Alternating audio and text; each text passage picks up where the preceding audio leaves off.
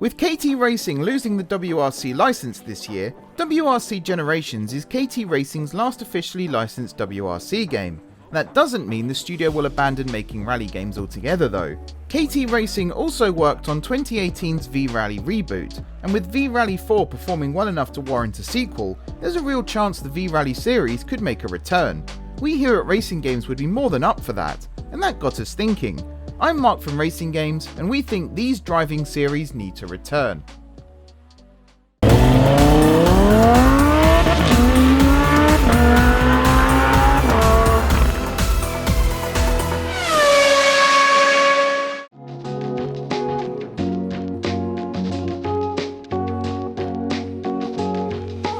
Let's start with the inspiration for this video. The V-Rally series started all the way back in 1997 with the original V-Rally. A sequel then followed 2 years later, with a third entry in the series coming in 2002. The first game was the officially licensed game for the 1997-98 World Rally Championship seasons, with V-Rallys 2 and 3 featuring cars and tracks from the series without being fully licensed. Fans of the series then had to wait a full 16 years before KT Racing brought us V-Rally 4 in 2018. Although not fully licensed, V-Rally 4 contains 51 rally vehicles from 19 different manufacturers across 5 disciplines.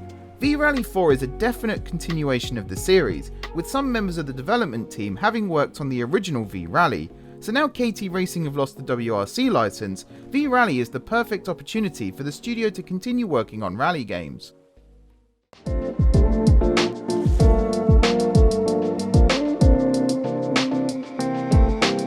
Can you believe it's been 4 years since the last Burnout game, and over 10 years since the last non-remastered Burnout game?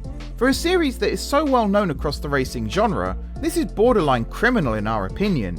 Burnout Paradise was arguably the peak of the series, with the remastered version in 2018 bringing the title to the newer generations, but we think it's about time for a new entry in the series to really bring the series back with a bang.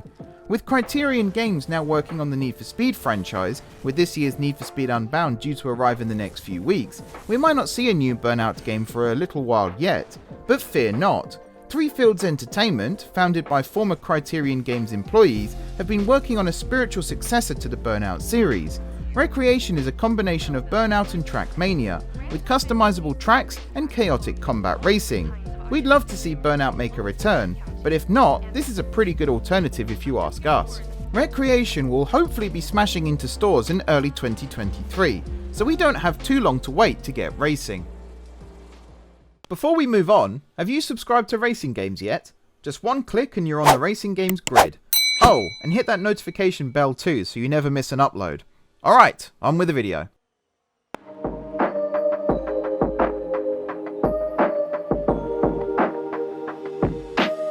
So the Getaway isn't a racing game, but we've decided to include it anyway. Plus I did say a while ago that I'll be coming back to the Getaway in a future video, so here we are. The game does have a great driving mechanic, as well as arguably the best recreation of a city for its era. Team Soho, the developers, set out to recreate 70 square miles of London, a task about as overly ambitious as it sounds. In the end, the final game only featured 10 square miles, but that's still an impressive feat considering this was back in 2002. Unlike Rockstar's Grand Theft Auto 3, the Getaway features no loading screens as you travel around London, meaning the map is loaded in and out of memory as the player travels around, which again is mightily impressive for the time. The Getaway also had a pretty decent vehicle roster too. Whilst Grand Theft Auto was stuck with fictional car brands, the Getaway's players had the keys to car manufacturers such as Lexus, Fiat, MG, and even Jensen's. Nice! A sequel to the Getaway, Black Monday, was released in 2005, but considering that was 17 years ago, we'd love to be able to cruise around London again exploring our favourite landmarks. Okay, yeah, there is Watch Dogs Legions, and Assassin's Creed Syndicate too, but my point still stands.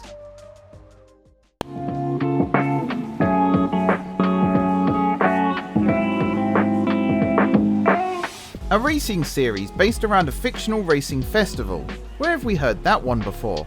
Now before we all grab our pitchforks, MOTORSTORM actually came first, a full 6 years before 2012's Forza Horizon. The original MOTORSTORM centered around off-road racing, with players able to take control of 7 different vehicle types throughout the game. In fact, the game actually holds a Guinness World Record for the biggest variety of vehicles in a racing game. Not bad. The game also featured tracks with multiple shortcuts and routes available for different vehicle classes, with bikes able to traverse sections unavailable to the racing trucks. This non-linear design means each vehicle class has its own strengths and weaknesses when it comes to racing, with no real meta for how to win. MotorStorm has seen 2 sequels, with 2008's MotorStorm Pacific Rift and 2011's MotorStorm Apocalypse both also performing well.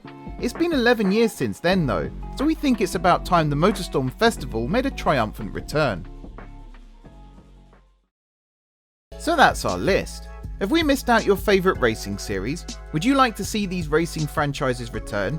And how many of you have recreated the Sweeney whilst driving around in the Getaway? Let us know in the comments below, and be sure to join in on the conversation while you're there. For now though, thanks for watching. I've been Mark from RacingGames, please like and subscribe for all things racing games, and now I'm off to head back to London in my Jensen Interceptor.